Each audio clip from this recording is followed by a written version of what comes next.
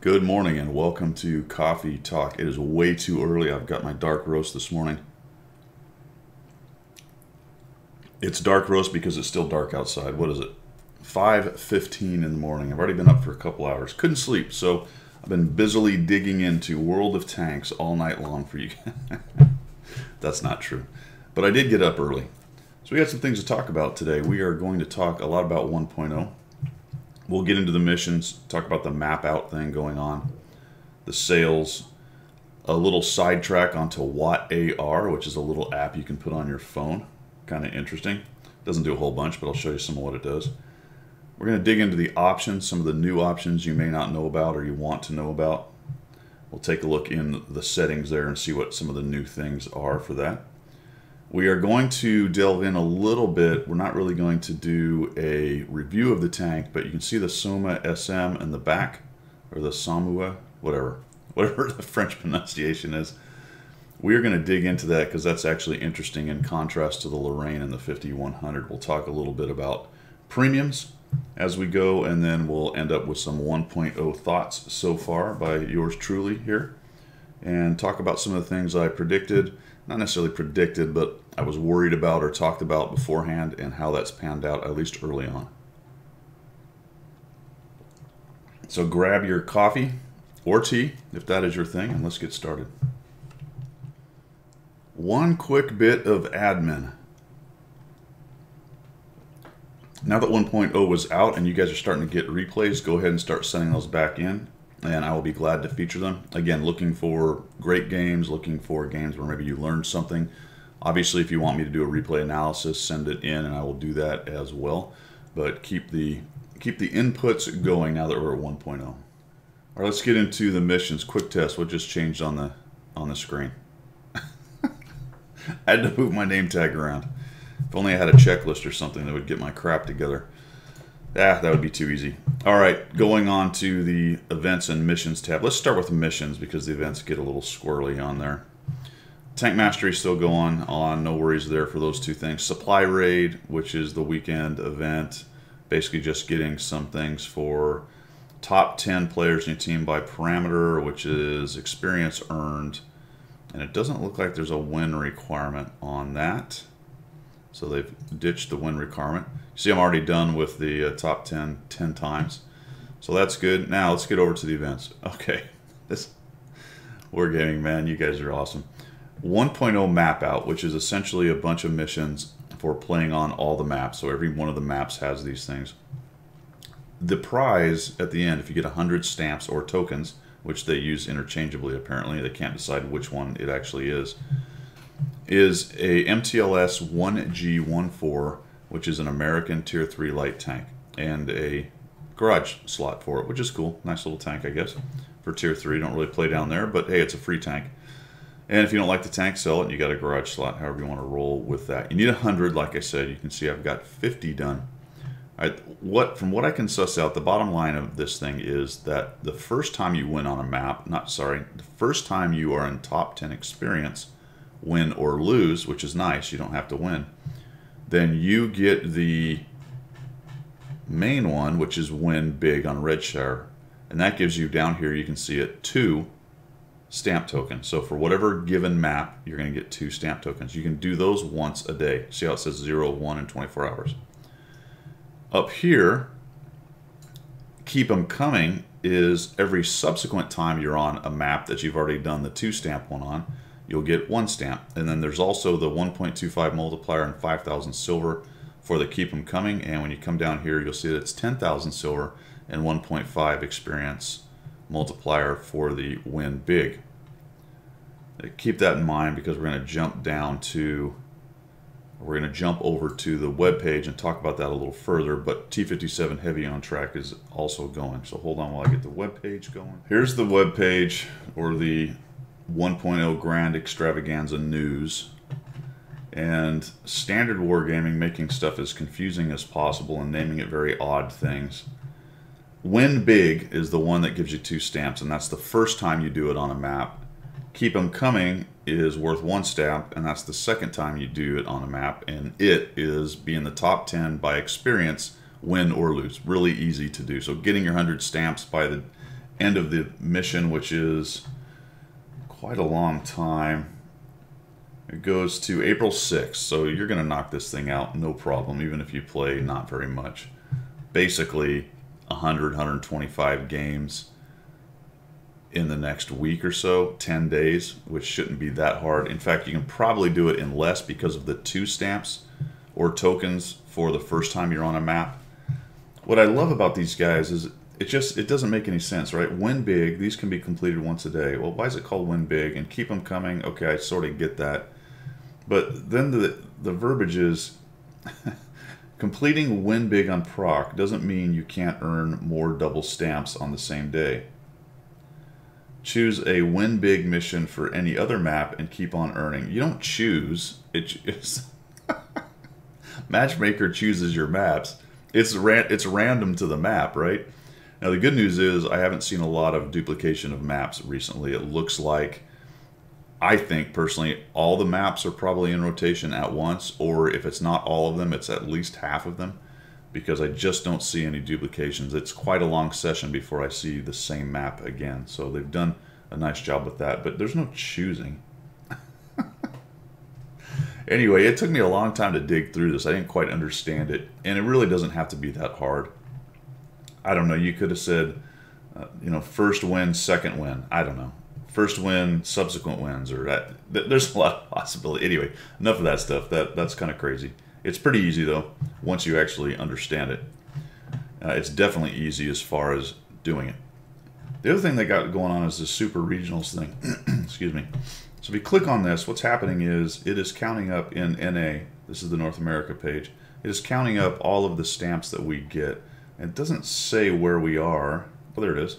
1,400,000. Yes, it does. So there's the number of stamps with a decimal point. Anyway, let's see. 2 million will get you a badge. Great. When we get to 4 million, then we're going to all get 8 of some kind of reserve.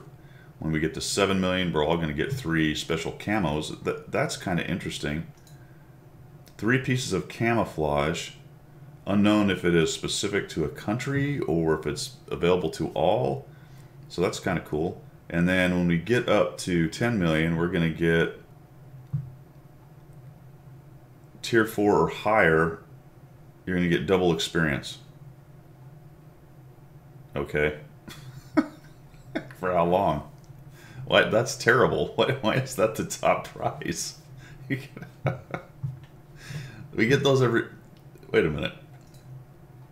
Every time you're victorious. Every time. Okay, so it's not just a double weekend, but still that... I mean, who cares?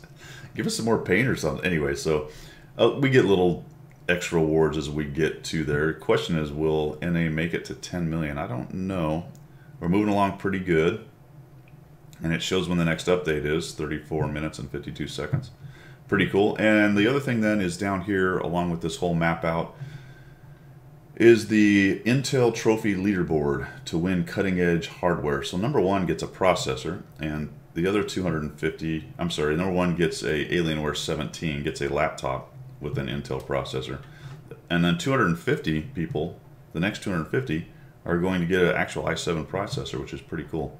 But holy cow, so I have 50, right? And I've played quite a bit. I mean, I haven't sat down and ground out an entire day of play, but goodness gracious, this guy has 507 tokens. 507. That's 507. So you could go back and do the math. It's been 2 days and a half or so. Somebody did it, and I saw it on the forum. They said it was a stamp every 5 minutes. Every 5 minutes, average. So some games are going to go a little longer. But here's the thing. You only have to be top 10 experience, right? You can rage out, get 3 shots in, 4 damaging shots in, and then just go die. Or play aggressively enough that you die, getting those shots, and then move on to the next one. And that's how you get 507. The other thing is people are saying maybe there are multiple people playing this account, which is also very possible. Unlikely that the same guy has played that much in the last 56 hours or whatever it is that this thing has been going on. So probably at least 2, if not more. And they are just raging through this to win the Alienware 17 with Intel i7 processor. Birdie's not too far behind. I would imagine most of these people in the 300s or above are probably doing something similar to that. Anyway, good on them. Not for me. All right, get our shill on. Time to shill. Let's have a drink of coffee before we shill. Fruity cup. Fruity cup today. What do we have? We have a Suma, a Somua, a Samua, Suma, Sumao. I don't know. I don't know how you pronounce that. But it comes in packages, as they always do. However, you can buy it alone, which is nice, and the T92 is still in there. Really not much else as far as tanks go. Everything's pretty much standard past those two. Going over here, well, the T25 is still around. Forgot that one. That's a pretty good little tank. And then the rest of the standard tank. So nothing really to report right there. We're going to get into the Suma. I'm just going to keep calling it that. We're going to get into the Suma in just a minute. But I also want to show you this little Watt AR thing. All right, so this World of Tanks app thing, this Watt AR, augmented reality, is just a little app that goes on your phone and it will put a tank in the world kind of thing. You can go to their news page where you can find down here a link to the Google Play or App Store depending on what phone you've got. I had to do it this way because I could not search Watt AR experience, World of Tanks 1.0 augmented reality experience. I searched it in the Apple Store and it couldn't find it. So I actually had to get my phone, go to the World of Tanks webpage, slide down here and press that button to actually bring it straight there. You may have a better experience searching it than I did. I just couldn't find it in the App Store. It was kind of strange. So I was able to find it, load it onto my phone. And like I said, what it does is it puts a virtual reality or an augmented reality tank in the world. You can put it on the road, you can put it next to your car, you can put it on your tabletop. And just as an example right here, so what I did, you can see that's for reference. This is a little Tiger 1 model that I've been working on for a couple of years. See how it's nice and primed? And the camera's a little wonky as far as using the AR. It has a kind of a hard time focusing on things. And this is just for scale. That's a chessboard right there. This is the table it's on. And my little Tiger tank right there. And then you've got the T44, I think it's a T44 100 sitting there. It's actually animated as well, it'll shoot. There's a Tiger there somewhere as well. So you can kind of pan around and you'll see the Tiger, and I think they're shooting at each other. I didn't dive into it too much. Looking at the video, that's what it appears to be doing. I think this arrow is telling me the Tiger's up over there. And it's just got a couple buttons. You can reposition it. It's a little bit wonky. I tried to go outside and set it next to my truck, but it's dark outside still, so it didn't really want to work very well. But I mean, it's just a cutesy little thing. It doesn't really do anything other than that. But anyway, kind of cool. So here's a weird little one. Here's a bonus for today, something I forgot about, and I was just going through the rest of the things we're going to talk about and came across it again. Apparently, a couple of Wargaming employees got fired because they took pictures with this guy. So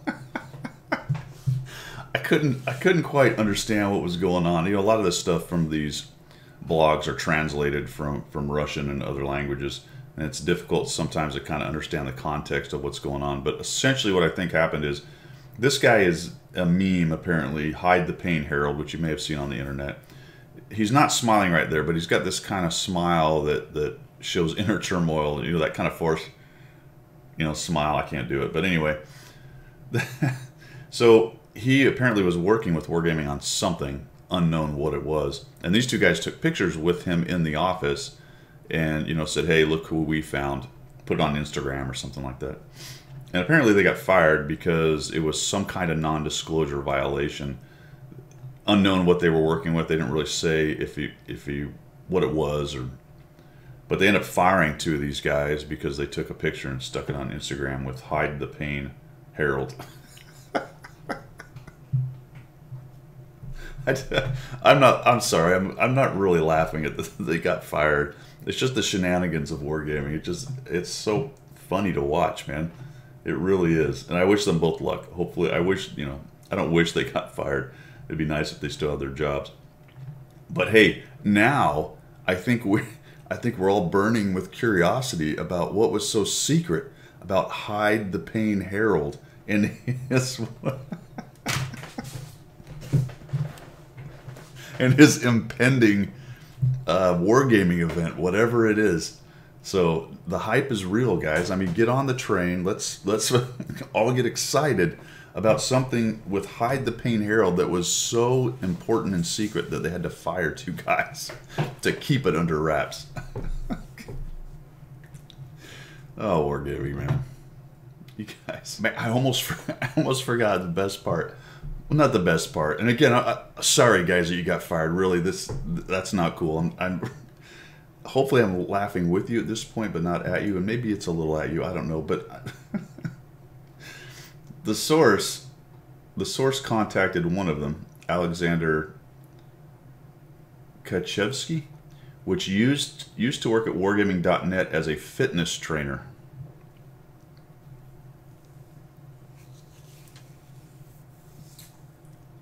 Fitness trainer. A fitness trainer. Think about that when you consider selling packages of tanks, when you consider selling overpowered premiums. Consider that they are paying fitness trainers. Alright guys, just a couple things on the UI that you might be interested in. I don't know if you've noticed, but the camera, when you're in the garage, will sit there, and if you're idle, not doing anything, it'll start kind of floating around the tank. And if that's annoying you, then come on in here to General on your settings and garage camera rotation when idle for never. That's what I put in there. Let's never do that. Also, non-historical elements are right here on the General tab if you don't want pink tanks, purple tanks. That one, for some reason, was unclicked for me when I came to 1.0. I actually had it on, so that's something I had to re-click. Most of the other stuff I didn't have to click. I've cleared all of the notifications, but if you haven't dove into this yet, when you look at these tabs, you'll have a little red mark, and I can't remember if it's the top left or top right, and it'll have a number in it, and that's telling you that there are new options in the UI that you haven't looked at. So when you click on it, and then it'll be red highlighted. Like for me, this was red highlighted right here. I wish I would have left one of them on for you, but if you're interested in what's new, then and you haven't messed with it, then go ahead and you go dive in here and you can tell which ones are which.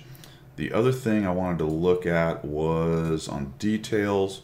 I talked about this on my first look at 1.0. I have dropped the extra effects quality down a little bit because of all the smoke and ricochets and everything else going on. I don't really recommend minimum unless you really have a problem with your computer running this thing, because there is some good information there, i.e. you can see when enemy tanks fire, you get a little bit of feedback about what's hitting you, things like that, as far as the visual part of what's hitting you. So probably maybe lower that a little bit, but I would not turn it off. I actually had mine turned off and I turned it back on a little bit because of those reasons. The other thing is I have turned off grass in sniper mode. When I go into sniper mode, I don't want to see the grass, especially if you're on a hold down spot and you're looking right over a ridge. It can be very difficult to see the enemy tank coming up and over because the grass will be stopping you from seeing him. If you put the cursor on him or put the pipper on him, he'll highlight, but it's much easier to visually see the tank's turret coming up if you don't have that grass that's right there in the way. That's to taste. You don't have to do that if you don't want. Otherwise, I've got basically everything up to maximum, as my rig is pretty good. So you may want to move that around. Nothing really on the sound, I would say. I don't know if you know this, but you can change your voices. Commander, again, this is Wargame, this is bizarre. Standard means it's in English, and I'm assuming standard means for whatever your region is, although I don't know how they do it in Europe, what it is. And then commander means whatever nation the commander is from. So if it's German, he'll speak in German. If it's Russian, he'll speak in Russian. I actually had that on for a while. I've switched back to standard just so I get the English stuff. See if that helps me out a little bit. You can change your 6 cents around. I turn a lot of my stuff down, especially the music, but apparently the music's pretty good. I listen to it a little bit. Not my thing, so I turn that off. I listen to other music or just nothing at all. Controls, nothing really going on there. Reticle's the same, nothing really on marker. Over on battle notification, there's map border. So now you can mess around with the map border a little bit. You can see that wall, which I noted in my first look. So it's no longer just a line, it's got this kind of wall right here. You can do a dotted line, which changes it like that, or do not display, which is pretty funny. It says, this setting hides the red line and indicates the border of the map. Enabling this setting may result in disorientation in battle. I'd agree with that. I like the wall, not the dots, but that's to taste.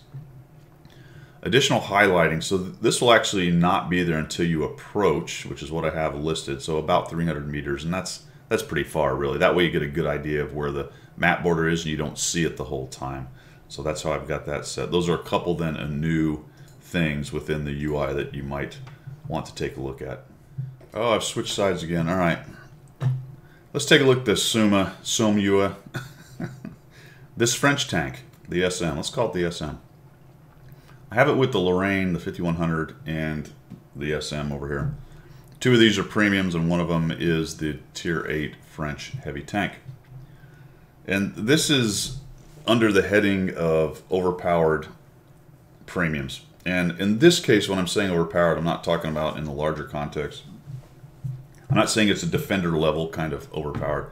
What I'm talking about here is the premiums being just plain old upgrades over the standard tech tree tanks. And the hard sell, cash grab, all those words. I've noted in the past that, got it, we're going to make your money, you're going to do your thing, but it still bears being pointed out when crap like this happens. So if you look at the Summa, let's take a look at the comparison. So firepower, these are 100% crews, no equipment, no paint, and top modules, which only counts for the 5100. The other 2 come with top modules. Right off the bat, even Wargaming's number is showing that the Soma is a higher firepower capability than even the 5100. Realize this is a medium and 2 heavy, so there's a little bit of that difference going on. Average damage is the same. Essentially, it's the same gun, right? 232 on the pen, damage is the same, pen is the same. But then we get down to rate of fire, and somehow the heavier armored one, which we'll get in that in a minute, but that's what this one is, has a higher rate of fire. Turret traverse, no big deal. It's a little slower than the 5100. Okay, so what? Somehow it's got more depression and elevation than both the Lorraine and the 5100. Are you kidding? You get down to the load in between shells, it's faster than both of them. Why? Number of shells, there's 4, there's 6, and it's 5. It's actually got 1 less shell than the 5100. The aim time is incredibly better. The DPM is 300 more. Or close enough as makes no difference. Then we get into hit points. It's got more hit points than the 5100. Clearly more armor. Now 190 is not a armored behemoth, but it's usable, especially against lower tier stuff. And angled, if you look at the way the front end of this thing's angled anyway, not bad. In fact, it doesn't even have that kind of weird flat plate that the 5100, not that any of that armor matters on the 5100 because it's so light. More armor. On the mobility, this is where it gets hurt, obviously. It's much less mobile than, say, the 40T, which is a medium, so I got that. It's not that much less mobile than the 5100, although top speed's considerably less. It's got more armor. It's a heavier tank, so it's going to go slower. But the whole balancing thing seems to be that, hey, it's a little bit slower, so the gun and firepower is going to be exponentially better. That's the plan. And then This one I just can't quite understand. They're the same size tank, and somehow this medium has 13, and the two heavies are 5 and 4. So it's actually somewhat less stealthy than the 5100, which again, it's basically the same tank as far as the size goes. That is their idea of balancing, that kind of thing. But really, at the end of the day, its firepower and its capability with its gun is just so much better. It's going to have a little less burst because it's carrying one less shot than the 5100, but rarely does a 5100 ever jump out and drop 6 shots into you. And in any event, that doesn't matter because based on reload and everything else, the damage per minute with this SM is higher than the 5100 anyway. So there's some small trade-offs, but essentially this is just a better 5100, a straight upgrade to the 5100, and minus a little bit of speed, which probably doesn't matter a whole bunch. That's the only balancing thing that they did, and they're selling this thing for, 50, 60 bucks. Well, now that I think about it, there are fitness trainers to be paid. Which brings us towards the end of my coffee and some thoughts on 1.0. First, the mea culpa. I did have concerns that the rollout would not be as smooth as it was based on sending out early patches and pieces of the code. That was all fine. I had no issue with that. If anyone had issue with that on their systems, let me know. But I haven't heard anything like that. There are some known issues. I won't go into all those. Some people with some systems are having issues, but I think that happens with just about any patch. And it's a little bit more, I think, with this patch based on how big the upgrade was, but that's all being worked through, and Wargaming seems to be responding for the most part. Although right now, most of the advice, if you're having issues, is make sure your drivers are updated, which, I mean, that's just kind of a empty thought. It's just a standard thing you should do when you start having issues with a game, especially with graphic stuff. So as far as the rollout goes, fairly smooth. I haven't really heard any crushing issues. I think there are still some issues with the maps and the modeling based on the things I've been reading, but people are working through those, and I'm sure Wargaming will continue to try to make that better. So as far as that goes, none of the sky is falling thing really happened. Which I don't think I would said. I wouldn't say that I expected that. I'm just saying that I sort of thought if it happened, I wouldn't be that surprised. So I was wrong as far as that goes. Won't be the last time. Where I am right, though, or where I was right, is that this is a graphical update, and although they changed some micro positions on some maps, and there are a couple maps in particular that are the meta will be different. Which one, for example, is Erlenberg, and the other one is, I'm trying to remember it. It'll come to me in just a minute, but it doesn't matter. Only a couple of the maps have probably any really big meta changes. So far, everything I've seen has been a graphical upgrade. There are micro position changes within certain areas, but I don't think any of the maps actually have a big change, or most of the maps don't have a big change in where the critical terrain is. That being said, that's not really a great thing. It's nice that the whole game hasn't changed, and there is some familiarity with where you position. But the problem with that is that there's still a lot of issues with those maps, which haven't been addressed. So this was all about graphics, had nothing to do really with gameplay, except in a couple instances. Again, Erlenberg probably being the biggest example. Small sidebar on Erlenberg. I thought it was fine. I liked the map. It's a chocolate mess now. We'll see how it pans out, but it just seems like, anyway, I'll talk about Erlenberg at another time, because what a disaster that is. Minus that map, they're all more or less the same, but it was a graphics upgrade and not really a gameplay upgrade, and that's a problem because they have issues with that. With the channelized maps, the funnel maps, however you want to talk about them. There have been quite a few bushes added, though, on some of the other maps. And the Magic Forest on Muravanka, I think it is that it? I want to say it's Muravanka. Actually has a lot more bushes on it, and it's going to be interesting to see if a scout or bush camping meta develops on some of these maps where a few more bushes have been added. We've been away from that for so long, people are just kind of going by rote memory to the spots they go to. But I think you might start to find a little bit campier gameplay on some of those maps.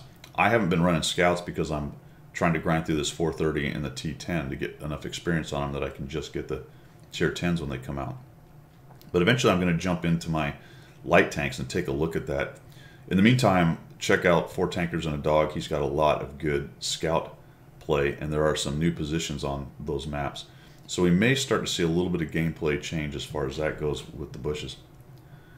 The other things that haven't been addressed clearly are things like the gold ammo, the premium issue that I just talked about, the ongoing saga with artillery, which is clearly never really going to be fixed to anybody's satisfaction. It's probably just going to stay the way it is. But all these little things that Wargaming still has an issue with in their game really weren't touched. So 1.0 was a huge push. They clearly did a lot of work. It looks really good. Personally, I didn't really care. I didn't need that in the game, but that's just me because I'm more of the hardcore play kind of guy, vice the looks. But the looks matter because that helps bring in new players, and some players like that, so that's fine. The question then for me is, what are they going to do? What's the next move? Where are we going? They've been putting out a lot of feelers and talking about, hey, these are the things we want to do this year down the road. We're going to do this and that and the other. But the question is, which one of those are next? What is the next patch going to primarily focus on? I think that's going to be pretty interesting to see pan out, and I'll try to keep everybody up to date as far as I can tell on what they're doing. But now that this is out, I mean, it's one thing to go, all right, cool, breathe a sigh of relief for them. But now the next question for them, all right, what next? You got your new engine, you got your new graphics, you've upgraded some of your maps. What are you guys going to work on next? Where are the next problem areas that you're going to work on? Because I don't think anyone really thought graphics was a problem area, except in the larger macro sense that, hey, we're trying to keep players in or bring new players in. Question now is, what are you going to do about the gameplay? Well, alrighty, that is about it. The sun is starting to come up. Maybe I'll go out and put some tanks next to my truck and show you guys that. That whole AR thing is probably, in my view, the future for gaming. Looking at gaming overlaid on top of the real world as opposed to virtual reality, where you've got to actually have a room or sit in some place with a headset on or something. Virtual reality can be more immersive, but man, augmented reality, where you're already using your senses in the real world, but then you're augmenting it with the game design around the real world, which would then allow you to actually move around the real world without falling over stuff. That seems like the future to me. And all these little augmented reality things, like Star Wars has one, and now World of Tanks has one. They're cutesy little things, and they put a tank or a stormtrooper or something in the world, and you're okay. That's cool. There's no interaction, there's no gameplay with it, but that's coming, man. That is coming in the future. Man, I really went off on a tangent there. That's all I've got for Tactics Talk, Coffee Talk for this morning. What did we talk about? We talked about the missions and the map out thing, some sales, the AR. Let's not talk about that again. I just went off on that tangent. Some of the new options out there. The Summa, Sama, Sumo, Soma, whatever it is, and some of Guido's 1.0 thoughts. That's all I got, guys, for this week. Keep the videos coming in, or the replays coming in, and I will keep on churning out my videos. I appreciate your support as always, and we will see ya.